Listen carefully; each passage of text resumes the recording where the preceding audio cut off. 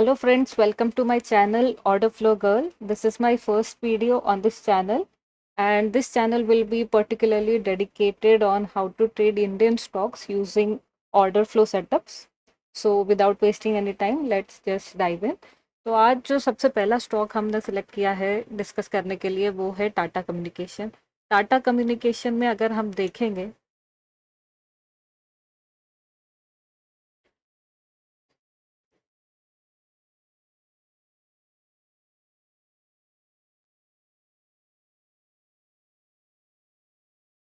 तो ये बढ़िया से इनिशिएटिव आया है इसके अंदर।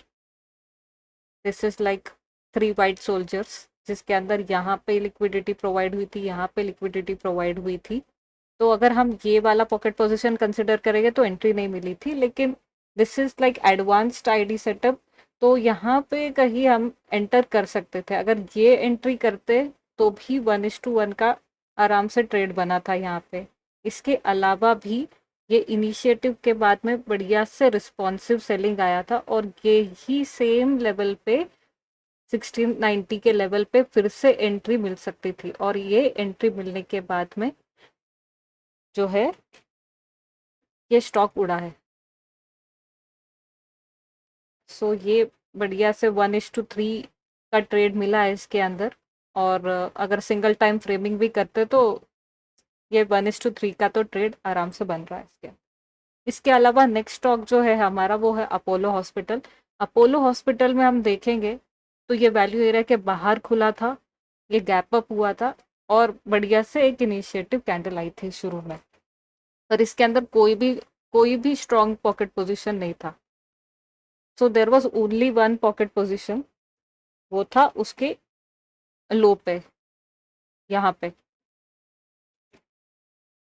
तो यहाँ पे हमको फिर अनवाइंडिंग के अलावा और कोई दूसरी अपॉर्चुनिटी नहीं थी वो, और पॉसिबिलिटी इसके गैप फिलिंग की भी ज़्यादा थी।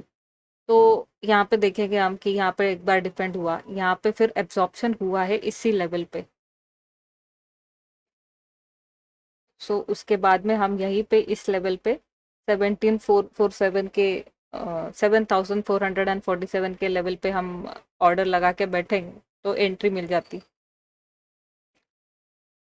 तो अगर हम देखेंगे तो यही लेवल पे एंट्री थी।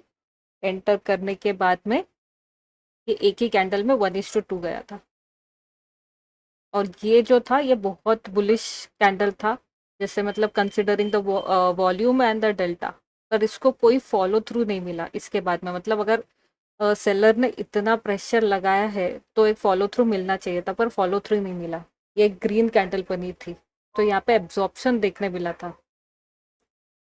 तो एक तो इसको यहाँ पे सिंगल टाइम फ्रेमिंग के हिसाब से भी काट सकते थे, या फिर ये कैंडल को फॉलो थ्रू नहीं मिल रहा है, इसके ऊपर जब ये क्लोज, इसके ऊपर जब ये काटने लगा, इस कैंडल के हाई को ये काटने लगा, तो यहाँ पे भी बुक कर सकते थे। इन दैट केस ऑल्सो 1:1 तो ये यहाँ पे आराम से बुक हो सकता था। इसके बाद में नेक्स्ट जो है वो है एशियन पेंट्स। एशियन पेंट्स में भी सेम स्टोरी देखने मिलेगी। तो इसके अंदर भी वैल्यू एरा के बाहर में खुला है, और एक इनिशिएटिव कैंडल आई है विद नो पॉकेट पोजीशन। एक ही स्ट्रॉन्ग पॉकेट पोजीशन था यहाँ पे, वो है इसके लो पे। तो इसके लो पे हम देखेंगे तो this was defended once, then यहाँ पे ये एब्जॉर्ब होने लगा। तो यहाँ पे जब एब्जॉर्ब होने लगा, हम यहीं पे इसका लिमिट ऑर्डर हम लगा लेते हैं। यहाँ पे ये अनबाइंडिंग का यहाँ पे हमारा वापस सेटअप बनता है। तो यहाँ पे जब ये एब्जॉर्ब होने लगा तो यहाँ पे हम लिमिट ऑर्डर लगा लेते हैं। तो ये जब नीचे काटा एंट्री हो जाएगी, और ये आराम से 1:1 का ट्रेड यहाँ पे मिला है। तो ये थे कुछ आज के सेटअप ऑर्डर फ्लो के हिसाब से जो हम ट्रेड कर सकते थे, और जो इजीली ट्रेडेबल सेटअप्स थे। इसके अंदर कुछ ज़्यादा कॉम्प्लिकेटेड नहीं था। हालांकि जो ये हमारा टाटा कम्युनिकेशन वाला था, ये जो है ये एडवांस्ड था थोड़ा सा। मतलब इट डिपेंड्स कि इसको ट्रेड करने के लिए थोड़ा एक्सपीरियंस चाहिए, थोड़ा चार्ट रीडिंग अगर अच्छा होता है तो, अगर चार्ट रीडिंग अच्छा रहता है तो you can trade this better. But otherwise जो अपोलो हॉस्पिटल और एशियन पेंट्स था, दोनों में तो आराम से ये अच्छा सेटअप था ट्रेड करने के। So I hope this was this added some value to your trading knowledge. So okay, then keep learning, keep earning. Till then, see you tomorrow. Thanks for watching.